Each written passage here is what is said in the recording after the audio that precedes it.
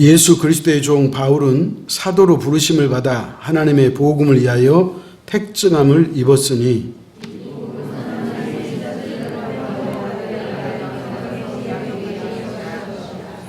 그의 아들에 관하여 말하면 육신으로는 다윗의 혈통에서 나셨고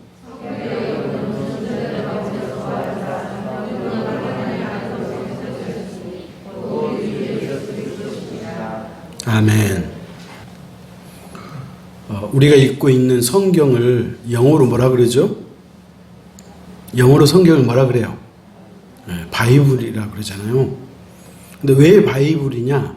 그 바이블의 원뜻 알고 계시잖아요. 책 중에 책. 그런 뜻이 있어요. 그러니까 기독교가 경전으로 갖고 있는 이 성경이라고 하는 이 책은 그냥 우리만의 책이 아니라는 거예요. 우리가 엄밀히 생각해 봐도 그렇잖아요. 이 땅에 태어나고 사라지는 모든 책 가운데 책 중에 책이 성경인 것을 믿으시기 바랍니다. 자, 그렇다면 우리가 이런 질문을 할 수 있어요. 그렇다면 성경은 구약 창세기부터 신약 요한계시록까지 66권인데 그 66권 가운데 가장 으뜸인 책을 고르라고 한다면 그럼 어떤 책이냐? 이렇게 질문을 할 수 있다면 그 해답이 뭐냐? 로마서라고 말할 수 있어요.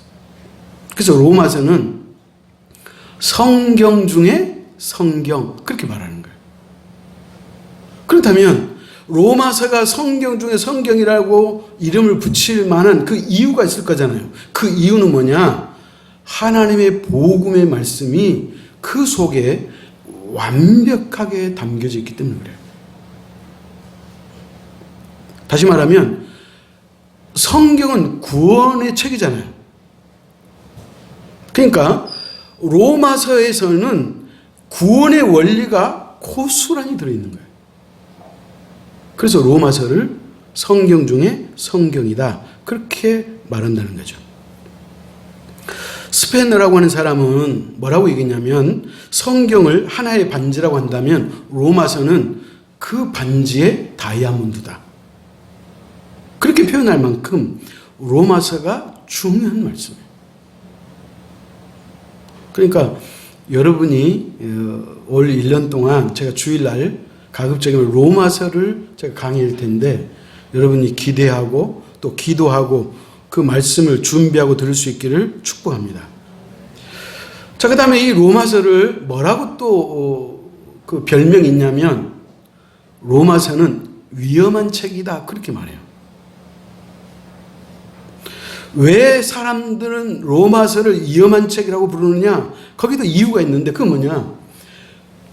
수많은 기독교 2000년사에 있어서 수많은 사람들이 로마서를 통해서 그의 인생이 바뀌고 운명이 바뀌고 교회사가 바뀌고 세계 역사가 바뀌었기 때문에 그래요. 그러니까 로마서는 핵폭탄과도 같은 말씀이다. 그래서 로마서를 좋은 뜻으로 위험한 책이다. 그렇게 말하는 거예요. 여러분 성 어거스틴이라는 사람 아시잖아요. 여러분 이 어거스틴은요 만이교라고 하는 이단에 빠져가지고 살았던 사람이에요. 어거스틴은 정말로 이런 천재가 없어요. 2000년 기독교 역사에서 신학이라고 하는 큰 틀을 만든 사람이 누구냐? 그러면 어거스틴이에요. 근데 이 사람이 젊었을 때 얼마나 방종했는지 몰라요.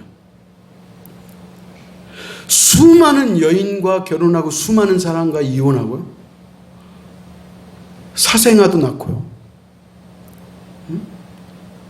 이렇게 인생이 엉망진창했던 사람이에요.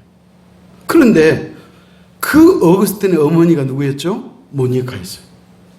모니카는 자기 자식이 그렇게 타락했어도 포기하지 않냐고 기도로 유명하잖아요. 그래서 암브로시스라고 하는 교회 감독이 뭐라고 얘기했어요? 어머니의 기도를 받던 아들은 망하는 법이 없다네. 그런 얘기예요. 여러분, 그 어머니의 기도가 있었기 때문에 어거스틴이 돌아와요. 이 사람이 어느 날 정원에 앉아 있는데 그 골목에서 아이들이 막 노래를 부르는 거예요. 노래를 부르는데 그 노래소리 속에서 어거스틴에게는 다르게 들리는 거예요. 응? 톨레레노 톨레네로 이렇게 들리더래요. 이게 뭐냐면 집어서 읽어라, 집어서 읽어라 그런 거예요. 아이들의 노래소리에서 하나님의 음성을 듣는 거예요. 집어서 읽어봐라, 집어서 읽어라 그런 얘기예요. 그래서 자기가 성경을 딱 폈잖아요. 성경 딱 폈는데 그게 로마서였어요. 저도 초등학교 때 아마 그랬던 기억이 있어요. 눈 감고 성경을 딱 펴가지고 거기를 딱 읽어봐요.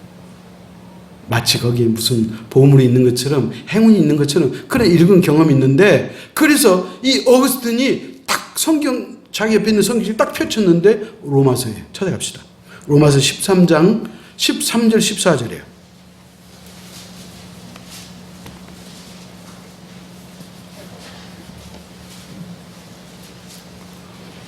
같이 읽습니다. 교도합시다. 낮에와 같이 단정 행하고 방탕하거나 술 취하지 말며 음란하거나 호색하지 말며 다투거나 시기하지 말고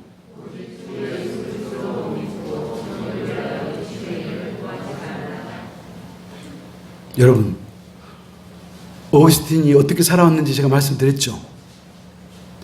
그 어거스틴이 이 성경을 펴가지고 이 눈이 꽂힌 이 구절을 읽는 순간 그는 어떻게 되겠어요?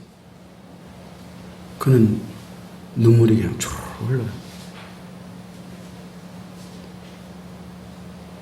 하나님을 만난 거예요. 말씀을 통해서. 그래서 이 사람의 인생이 바뀌어져 버려요.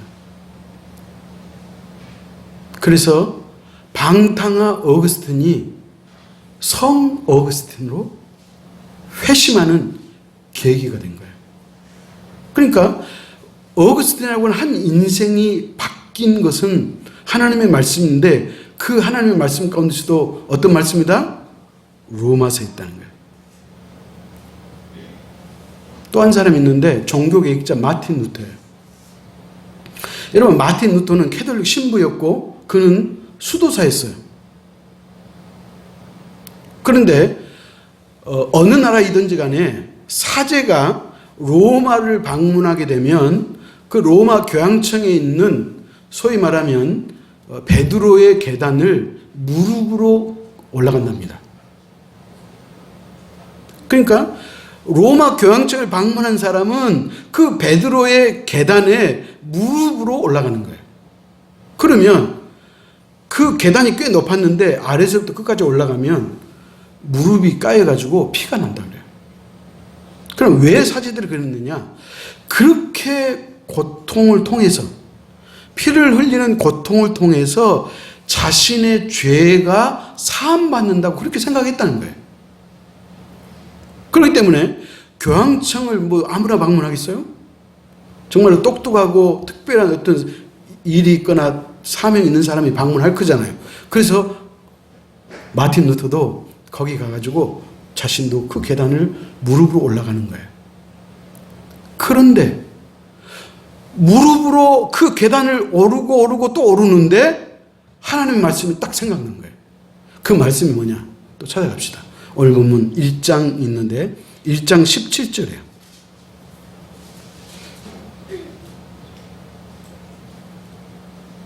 같이 읽습니다. 복음에는 하나님의 의가 나타나서 믿음으로 믿음에 이르게 하나니 기록된 바 오직 의인은 믿음으로 말미암아 살리라 함과 같으니라. 그러니까 마틴 루터는 무슨 생각한 거예요? 자기가 무릎으로 돌계단을 올라감으로 말미암아 죄 용서함을 받고 그렇게 해서 구원받는 줄 알았는데, 다시 말하면 행위로 구원받는 줄 알았는데 오직 예수 그리스도를 믿음으로 구원받는다는 이 말씀이 전에도 읽었고 그 전에도 읽었지만 이날 하나님이 특별히 마틴 루터에게 이 말씀 주시는 거예요.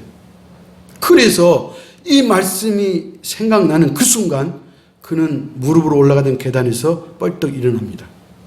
그리고 그 길로 독일로 돌아와서 그가 뭐 하죠? 종교개혁을 일으키는 거예요. 그러니까 종교개혁자 마틴 루터는 그가 어떻게 해서 회심했느냐? 바로 로마서 말씀을 통해서 회심했다는 거예요. 또 한 사람이 있어요. 감리교의 창시자였던 요한 웨슬레라고 하는 사람이 있어요.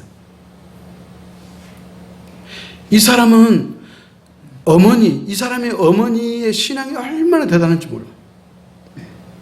근데 요한 웨슬레는 그는 모태 신앙이고 어머니 아버지의 믿음의 유산을 받고 그가 인생을 살면서 그는 신앙 안에 살았지만 그는 여전히 마음속에 갈등하는 게 하나 있었어요.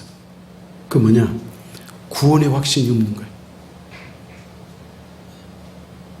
좋은 집안에서 좋은 신앙의 가문에서 자랐지만 그는 구원의 확신이 없었어요. 그러니까 이것 때문에 늘 방황한 거예요. 그러다가 어느 날 런던 거리를 걷다가 교회 문이 열려져 있어가지고 그 교회 안으로 쑥 들어갔어요. 그랬더니 그 교회가 모라비안 교도들이 그 예배를 드리는 예배 장소였는데 그날 마침 그 교회 목사님이 안 계셔가지고 평신도가 나와가지고 설교 대신에 루터가 쓴 로마서 주석 서문을 읽었다라고 그래요. 그러니까 요한 웨슬레가 그 교회 예배당의 뒷전에 앉아가지고 루터가 쓴 로마서 주석의 서문을 낭독한 것을 가만히 듣다가 회심해버린 거예요. 구원의 확신이 생겨버린 거예요. 그래서 이 사람이 세계는 나의 교구다라고 하는 캐치 아래 한 시대를 하나님 앞에 아주 부흥사로 감리교의 창시자로 쓰임받았다. 그런 말이에요. 그렇기 때문에 사랑하는 성도 여러분이요. 우리가 로마서를 만나면 우리가 로마서를 공부하면 우리도 변할 수 있다는 거예요. 사랑하는 성도 여러분, 혹시 만이라도 여러분 가운데 구원의 확신이 없다면 이번 로마서를 통해서 구원의 확신이 여러분에게 생길 수 있기를 축원합니다. 로마서가 이렇게 힘이 있는 거예요. 그래서 사람들은 좋은 의미에서 로마서는 위험한 책이다. 그렇게 말했다는 거예요. 자, 그렇다면 이 로마서는 누가 썼느냐? 사도 바울이 썼어요. 사도 바울이, 이 사람은 우리가 사도행전에서 아시듯이 그는 길리기아 다소 사람이었어요. 그런데 이 사람이 1차, 2차, 3차 세계 여행을 마치고 고린도에 와서 그 고린도에서 로마서를 써요. 그리고 이 로마서는 소위 말하는 편지잖아요. 서신서니까 이 로마서에 그러면은 소위 말하면 그 뭐라고 표현할 수 있어요? 수치자. 로마서의 편지를 받고 읽는 그 독자가 누구냐? 그것은 말 그대로 로마에 살고 있는 그리스도인들이 독자였어. 그러니까 로마에 살고 있는 예수 믿는 그리스도인들에게 사도 바울이 이 편지를 썼는데 이 편지는 알고 쓴 게 아니라는 거예요. 무슨 말이냐면 한 번도 로마에 있는 교인을 보지도 못했고 그 로마를 찾아간 적도 없는데 그래도 불구하고 로마에 교회가 있다는 소식을 듣고 그들에게 사도 바울이 펜을 들었다는 거예요. 그러면 생각해 보세요. 한 번도 만난 적이 없죠. 가본 적도 없잖아요. 근데 그 로마에 있는 그리스도인들에게 이 편지를 쓸 때는 그만한 이유가 있었을 거잖아요. 그래서 로마서를 기록한 목적이 있는데 크게 세 가지예요. 첫째, 바울이 로마서를 쓰게 된 동기가 뭐냐? 첫 번째는 자기가 로마에 가고 싶었어요.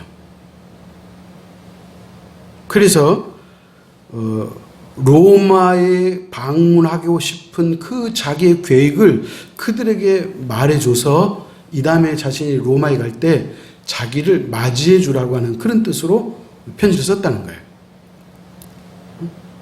그리고 실제로 사도 바울은 로마뿐만 아니라 어디까지 가고 싶었냐면 그 당시 서바나를 가고 싶었어요. 서바나가 그 당시, 그러니까 1세기 당시 서바나는 지구의 끝이었어요. 땅 끝이었어요. 서바나가 어디에 있냐? 스페인이에요. 스페인. 지금의 스페인이 서바나예요. 그러니까 사도 바울은 땅끝이 스페인인 것을 알고, 그 당시 사람도 그렇게 알았으니까, 그래서 자기가 로마를 거쳐서 스페인까지 가서 복음을 전하려고 계획을 갖고 있었던 거예요. 그렇기 때문에 로마 사람들에게 미리 자기가 로마에 방문할 것을 이야기해주고, 그래서 편지로나마 교제하고, 그래서 자기의 꿈을 이루려고 했던 그런 마음으로 썼다, 그런 말이에요. 두 번째, 로마서를 쓴 이유는 뭐냐? 그 로마에 살고 있는 성도들의 신앙을 흔들리지 않고 견고하게 해줄 목적으로 썼다는 거예요. 그러니까 이 의미는 뭐예요? 로마에 있는 그리스도인들이 상당히 흔들리고 있었다, 그런 말이에요. 그 당시 로마 교회의 형편이 이런 거예요.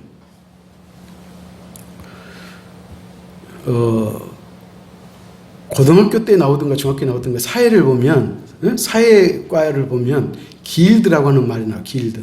길들이 뭐냐면 요즘으로 말하면 조합이에요. 협동조합이에요. 농협이 조합이잖아요. 농협 협동조합이잖아요. 그러니까 길드가 조합이에요. 근데 그 당시 로마에서 사회생활을 하고 소위 말하면 행색계나 하려면 길드라고 하는 이 조합에 가입이 돼야 돼요. 자, 그런데 이 길드라고 하는 이 조합에 가입한 사람들이 그 당시 서로 주고받은 인사가 있었다 그래요. 그 인사가 뭐냐? 가이사는 우리의 주님이십니다. 이게 인사였어요. 가이사가 누구죠? 황제예요. 그러니까 그 당시 로마를 다스리고 있는 황제가 우리의 주님입니다. 이것이 그 당시 행색계나 하고 다녔던 사람들의 늘 주고받는 인사예요. 자, 그런데 생각해 보세요. 예수 믿는 그리스도인들이 사회생활을 유지하려면 길드에 가입해야 되잖아요. 근데 길드에 가입하려면 어떻게 인사해야 돼요? 가이사는 황제는 나의 주님입니다. 이렇게 인사해야 되는 거예요. 그렇기 때문에 그리스도는 이게 할 수가 없는 거잖아요. 왜요? 유일하게 우리의 주인은 누구예요? 예수 그리스도잖아요. 그래서 우리가 예수님을 주님이라고 부르는 이유가 주님, 나의 주인이라는 거예요. 그러니까 그리스도인들에게 이게 거북스러운 거예요. 그래서 뭐예요? 길드에 가입하지 않는 거예요. 그러다 보니까 정치적으로 경제적으로 뭘 봐요? 피해를 보는 거예요. 그것만 있어요? 신앙에 핍박이 들어오기 시작한 거예요. 그러니까 이런 어려운 상황에 있었기 때문에 이 사람들이 뭐예요? 신앙이 흔들리기 시작한 거예요. 정말로 구원의 확신이 있고 예수 그리스도가 나의 주인이라고 하는 이 사실을 정말로 내가 생명을 내놓고라도 나는 고백할 수 있다. 그렇게 한 사람 외에는 흔들 수밖에 없잖아요. 그러니까 이런 상황을 누가? 사도 바울은 로마를 가보지 않았지만 그는 많은 사람으로부터 전해 들었어요. 그 상황을. 그렇기 때문에 그들이 뭐예요? 신앙을 견고하게 해줄 필요가 있잖아요. 그래서 이 편지를 썼다. 그런 말이에요. 그 다음에 또 한 가지 신학적인 혼란이 있었어요. 그 뭐냐? 부활 논쟁이요. 아니, 어떻게 죽은 사람이 부활할 수 있어? 여러분, 그렇게 말할 수 있잖아요. 그러니까 로마에 있는 그리스도인 가운데 부활 때문에 논쟁이 벌어진 거예요. 한편은 뭐예요? 예수 그리스도의 부활이 실제로 있었다. 아니다. 어떤 부활이라는 것은 의미적인 설명이지 실제로 어떻게 그런 일이 있대. 그러니까 똑같이 예수를 믿어도 부활을 믿는 부류가 있었고 부활을 믿지 않는 부류가 있었다는 거예요. 어디 안에? 교회 안에서. 그래서 이것 때문에 무슨 일이 벌어졌냐? 교회가 시끄러진 거예요. 소란이 일어나는 거예요. 여러분, 그 당시 전 세계를 지배하고 있었던 나라라고 하면 어느 나라야? 로마잖아, 로마. 그러니까 로마는 그 당시 주변에 많은 나라를 식민지로 두고 있었어요. 그래서 그 식민지를 두고 있는 그 각 나라마다 자기들이 섬기는 신이 달랐고 신앙이 달랐었잖아요. 그렇기 때문에 로마는 이 식민지 사람들을 소위 말하면 잘 컨트롤하기 위해서 종교를 용납해 줬어요. 그들이 무슨 종교를 가지든 그건 로마에서 용납을 해줬어요. 그런데 한 가지 용납을 못 해주는 게 있어요. 그 뭐냐? 소란이 일어나고 소요 사태가 일어나면 그것은 처단했어요. 엄벌했어요. 여러분, 예수님이 빌라도 총독에게 재판을 받을 때 죄가 있다 없다? 죄가 없다는 판단을 자기가 내린 거예요. 그럼에도 불구하고 예수님을 십자가 언도를 내린 이유가 뭐예요? 유대인들이 십자가에 못 박으라, 십자가를 못 박으라 그랬는데 자기가 무죄 선언을 하면 밀란이 일어날까 봐, 소요 사태가 일어날까 봐 그게 겁이 나서 빌라도가 나는 이 사람과 상관없다 그래가지고 손 씻잖아요.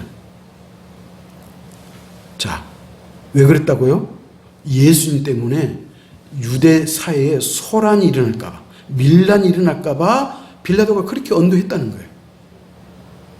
그렇기 때문에 로마 안에서, 더더군다나 로마 안에서 예수 믿는 그리스도인 안에 부활 논쟁 때문에 소란이 일어나니까 황제가 조치를 취해요. 어떤 조치를 취하느냐?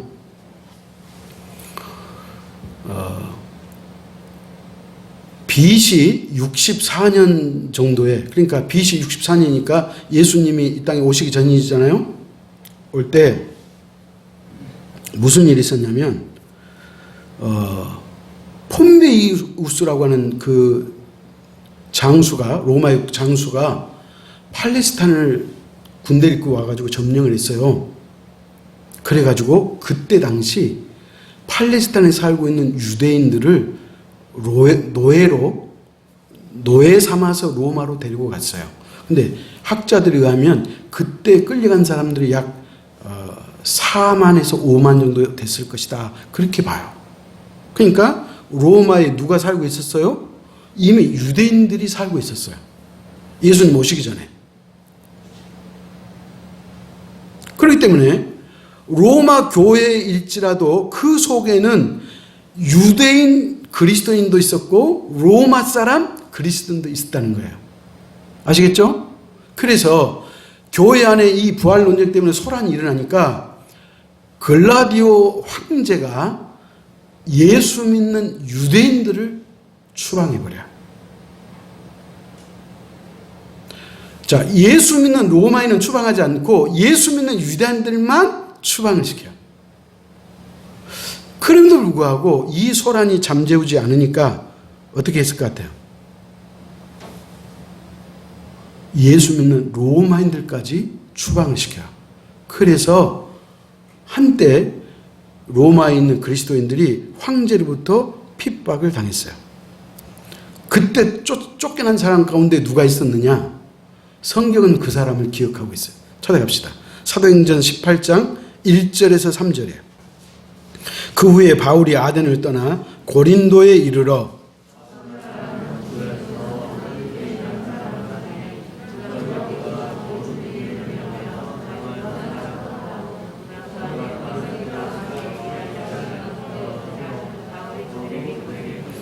생업이 같으므로 함께 살며 일하니 그 생업은 천막을 만드는 것이더라. 자, 봐요. 2절에 그러잖아요. 글라우디오가 모든 유대인을 명령하여 로마에서 떠나라 한 고로 그랬잖아요. 그러니까 이때 바로 로마 교회 안에 소란이 일어났기 때문에 그래서 추방을 시킨 거예요. 근데 그 추방당한 사람들 가운데 누가 있었다? 브리스길라와 아굴라가 있었다. 그 말이에요. 그러니까 로마에서 추방당한 이 두 부부가 어디로 도망갔어요? 고린도로 갔어요. 고린도로. 근데 마치 그때 또 누가? 사도 바울이 아덴에서 복음을 전하다가 소란을 일으켰다고 거기서 또 쫓겨나요. 그래서 사도 바울이 아덴에서 고린도로 온 거예요. 그러니까 아덴에서 추방당해서 온 사도 바울과 로마에서 추방당한 브리스길라와 아굴라 부부가 어디서 만나요? 고린도에서 만나요. 근데 이들이 만났는데 만나고 보니까 놀라운 일이 있었죠. 무슨 일? 직업이 같았다는 거예요. 성경 그러잖아요. 생업이 같음으로 함께 일을 하니 그 생업은 천막을 만드는 것이다. 여러분 텐트 메이커였다는 거예요. 그래서 이 사람들이 이 고린도에서 만나가지고 교회를 세우는데 무슨 교회? 고린도 교회가 그래서 생겨나는 거예요. 그러니까 지금 사도 바울이 로마를 방문한 적도 없고 로마의 교인들을 만난 적도 없었지만 그들에게 편지를 이렇게 썼다는 거예요. 자기가 이 다음에 로마로 가고 싶어서 이 다음에 내가 갈 텐데 이 다음에 가면 나를 좀 맞이해 달라. 그리고 나는 그 당시 딱 끊으신 서바나에 가서 복음을 전하고 싶은데 그때 여러분들이 나를 후원해 주면 좋겠다. 그런 그 마음을 가지고 이 편지를 쓴 거예요. 그리고 그들의 믿음을 소위 말하면 견고케 해 주려고 또 편지를 쓴 거예요. 왜? 이 당시 정치적으로 그 다음에 신앙적으로 핍박을 받고 있었기 때문에 그래요. 그 다음에 또 뭐가 있었느냐? 아까 로마 교회 안에 두 부류가 있었다 그랬죠. 예수 믿는 유대인과 예수 믿는 로마인이 있는 거예요. 그러니까 이 두 부류가 소위 말하면 한 사람은 뭐예요? 자신은 유대인이라고 그러고 다른 사람은 이방인으로 표현될 수 있잖아요. 그러니까 이 교회는 두 부류가 상당히 소위 말하면 다툼이 있었던 것 같아요. 그래서 예수 믿는 유대인과 예수 믿는 로마인을 화해시키고자 하는 그런 의미로 뭐예요? 편지를 썼다. 그런 말이에요. 자, 그렇다면 로마서가 우리에게 주고 싶은 핵심 메시지가 뭐냐? 이제 오늘 여기까지 제가 말씀드리고 이제 다음 계속 이어가겠는데 첫 번째가 뭐냐? 로마서가 우리에게 주고자 하는 핵심 메시지가 네 가지가 있는데 그 첫 번째가 뭐냐? 죄라고 하는 거예요. 우리 모두는 다 죄인이라는 거예요. 여러분 교회를 다니고 예수를 믿어도 내가 왜 죄인인지 그렇게 인정하지 않는 사람도 있을 수 있어요. 여러분 신앙의 첫걸음이 어디에 있어요? 내가 하나님 앞에 철저한 죄인이라고 하는 이 고백이 없이는 정상적인 신앙을 우리가 할 수가 없는 거예요. 그렇기 때문에 사도 바울은 로마에 있는 교인들에게 첫 번째 메시지가 뭐예요? 우리 모두는 다 죄인이다. 그렇게 말하는 거예요. 찾아갑시다. 로마서 3장 10절 12절이에요.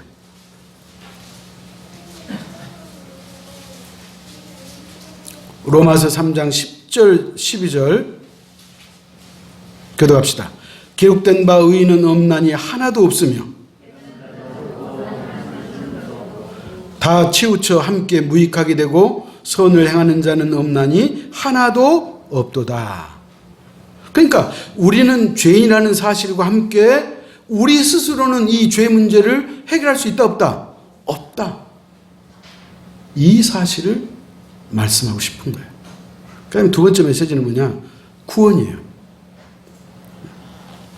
구원은 우리가 열심히 노력하고 우리가 어떤 무언가를 지켜서 행위로 구원받은 줄 알았는데 그렇지 않다는 거예요. 아멘? 구원은 오직 예수 그리스도를 믿음으로 구원받는다는 이 사실을 로마의 그리스도인들에게 이 이야기를 해주고 싶은 거예요. 찾아갑시다. 로마서 3장 22절이에요.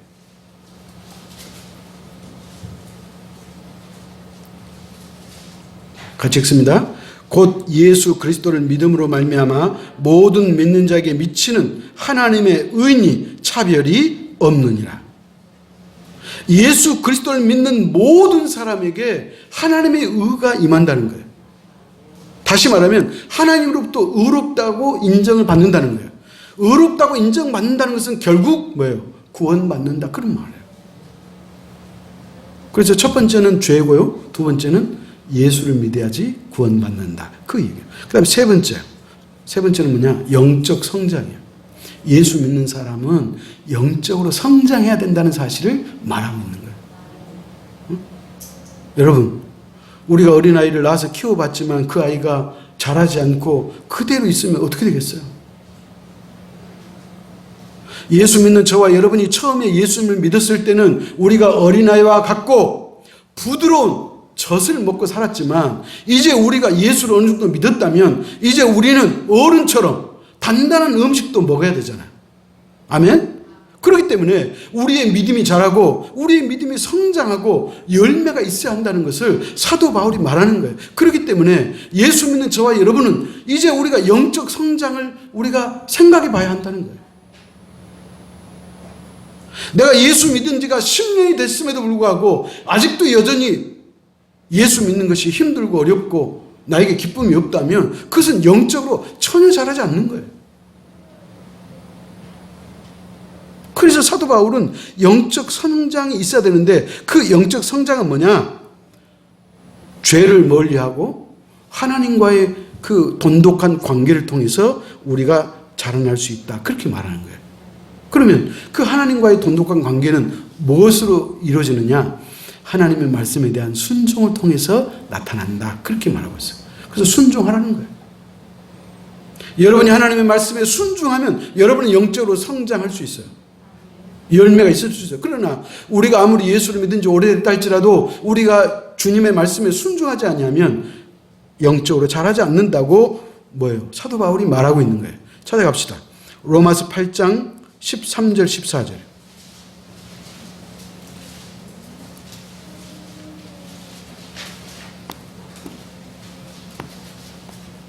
로마서 8장 13절 14절 교독합시다. 너희가 육신대로 살면 반드시 죽을 것이로되 영으로서 몸의 행실을 죽이면 살리니.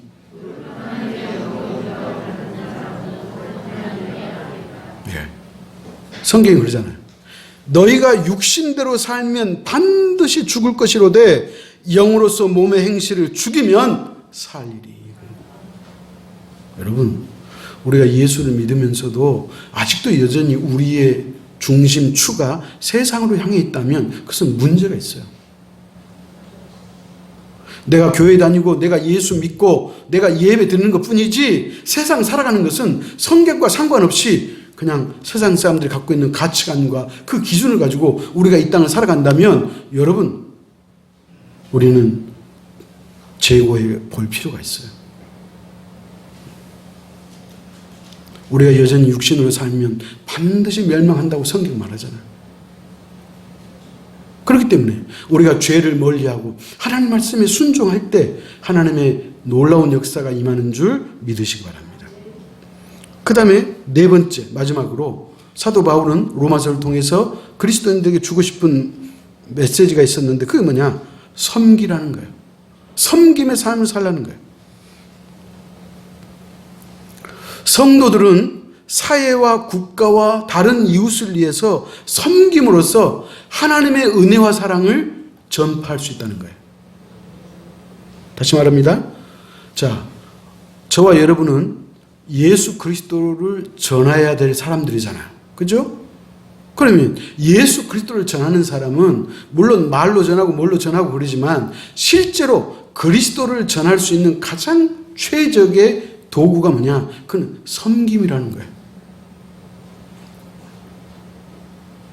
우리가 누군가를 섬기지 않고는 그리스도를 전할 수가 없다는 거예요. 섬김이라고 하는 이것은 우리의 삶에 딱 습관화가 돼 있어야 한다는 거예요. 체득이 돼 있어야 한다는 거예요. 그래서 로마서 13장이 이렇게 말해요. 로마서 13장 8절입니다.